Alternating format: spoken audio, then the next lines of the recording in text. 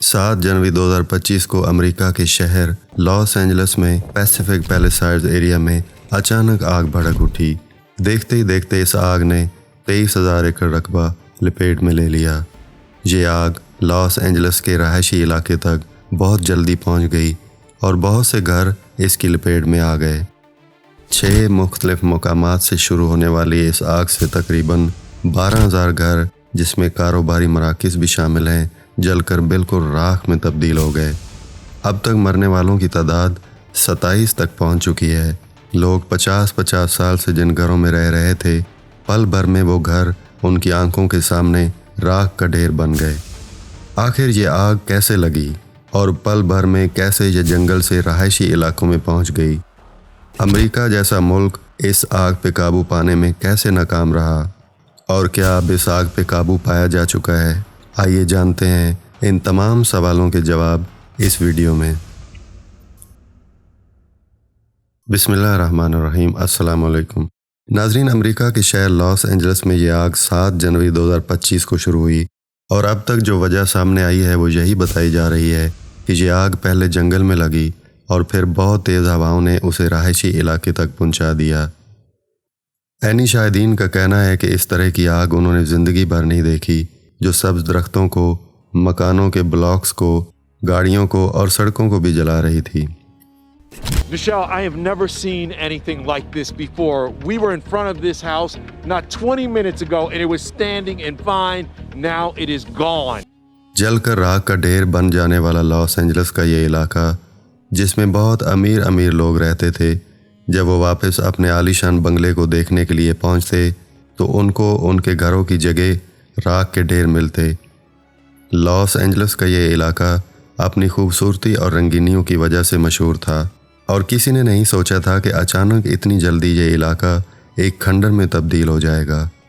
बहुत से मशहूर फिल्मी स्टारों ने अपने अरबों रुपए के घरों को अपनी आंखों के सामने जलते हुए देखा, लेकिन वो कुछ नहीं कर सकते थे, क्योंकि आफत जो अल्लाह की तरफ से आती है उसको रोक भी अल्लाह ताला ही सकते हैं।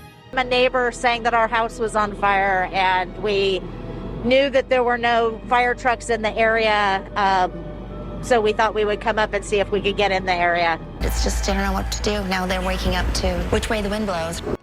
इस आग को बुझाने के लिए 8,000 फायर फाइटर्स डिप्लॉय किए गए और तमाम तर ज़राए और आलात इस्तेमाल किए गए, मगर इस आग को फैलने से ना रोका जा सका। फिर हेलीकॉप्टर्स और चॉपर्स बुलाए गए, जिन्होंने टनों के हिसाब से फायर एक्सटिंग्विशर और पानी इस आग पे गिराया।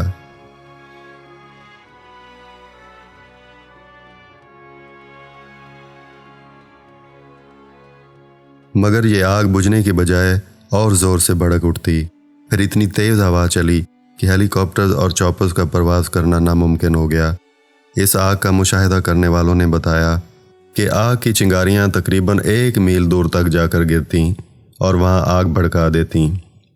कैलिफोर्निया के लोग जिन्होंने इस आग को देखा, उनका कहना है कि ज़िंदगी में उन्होंने इस तरह की ख़तरनाक आग नहीं देखी। मौसम के बारे में पल पल की खबर देने वाले माहिरीन का कहना था कि वो हर रोज़ मौसम का हाल बताने वाले आलात से मौसम का मुशाहिदा करते, लेकिन वो आलात इस आने वाली आफत के बारे में कोई पेशीन गोई ना कर सके और अचानक इस आग ने इस पूरे इलाके को अपनी लपेट में ले लिया। नाज़रीन, अब तक के लगाए जाने वाले अंदाजे के मुताबिक इस आग से होने वाला नुकसान तकरीबन 250 बिलियन से 275 बिलियन है। 2 लाख से ज़्यादा लोगों को नकल मकानी करनी पड़ी और चूँकि इस आग पे अभी भी पूरी तरह काबू नहीं पाया जा सका, तकरीबन 1.5 लाख लोगों को वार्निंग जारी किए गए हैं कि वो तैयार रहें, उनको किसी भी वक्त अपने घर छोड़ने पड़ सकते हैं। नाज़रीन कराम, तारीख़ गवाह है कि कुदरती आफात जब भी आई हैं, इंसान ने अपने आप को उसके सामने बेबस पाया है। अमेरिका जैसा तरक्की याफ्ता मुल्क अपने तमाम तर ज़राए होते हुए भी इस कुदरती आफत का मुकाबला ना कर सका। हम इंसानों को तारीख़ से सबक सीखना चाहिए और अपने कौलो फेल से कुदरत को कभी चैलेंज नहीं करना चाहिए।